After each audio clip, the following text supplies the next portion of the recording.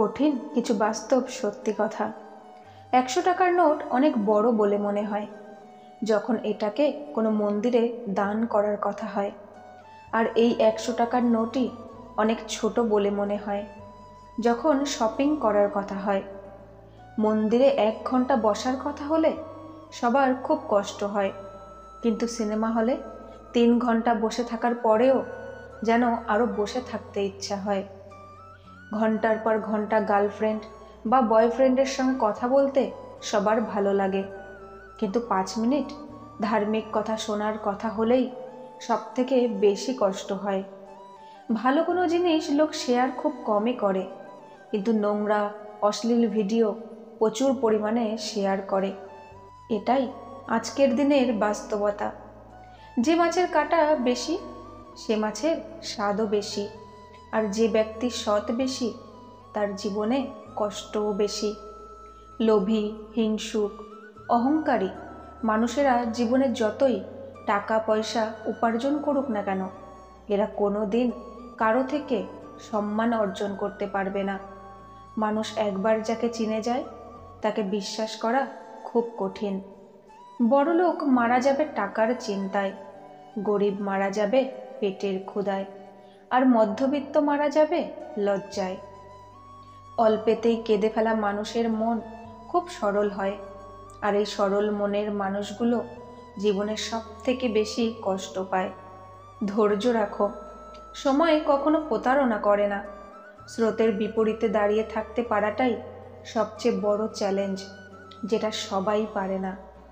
কেউ যদি তোমার পেছনে বদনাম করে তাহলে কিছু মনে করো না, কারণ বদনাম করতে গেলেও তাদের তোমার পেছনেই থাকতে হবে। ভাগ্য বলে কিছুই নেই, যা আছে তা হলো কর্মের ফল, যা প্রত্যেকের চেষ্টা ও যত্নের ফলে গড়ে ওঠে। টাকা দিয়ে সব কেনা যায় না।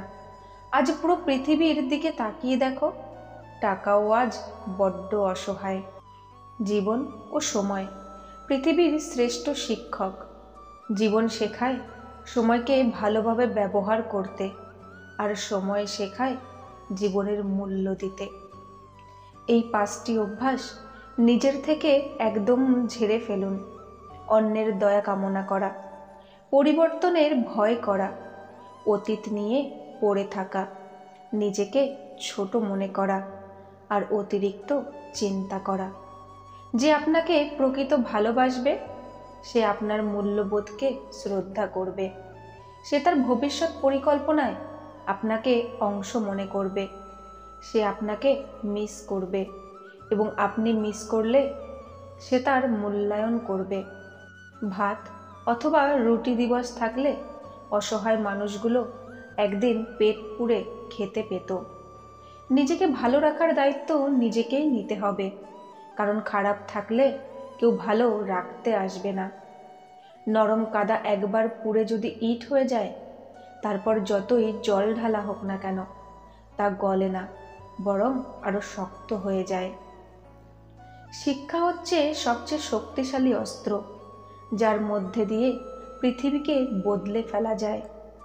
আমাদের কখনোই হাল ছেড়ে দেওয়া উচিত নয়, এবং সর্বদা প্রস্তুত থাকা উচিত যাতে কোনো বাধা আমাদের হারিয়ে দিতে না পারে।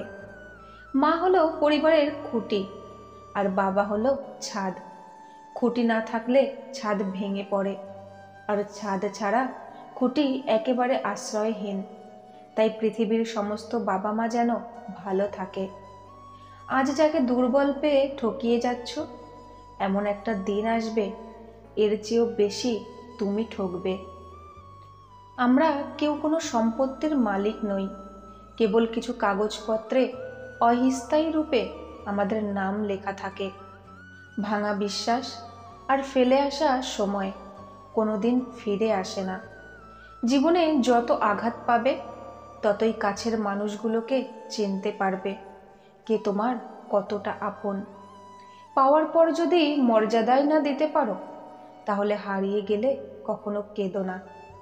গতকাল তোমায় কে আঘাত করেছে সেটা ভুলে যাও, কিন্তু যারা তোমাকে প্রতিনিয়ত ভালোবাসে তাদের কখনো ভুলে যেও না। অতীতের দুঃখ কষ্ট ভুলে গিয়ে বর্তমানে মন দাও। সমস্ত যন্ত্রণা ভুলে যাও, কিন্তু সেখান থেকে যে অভিজ্ঞতা তোমার হয়েছে তা কখনোই ভুলো না। পৃথিবীর সবচেয়ে শ্রমজীবী ব্যক্তি হচ্ছেন মা।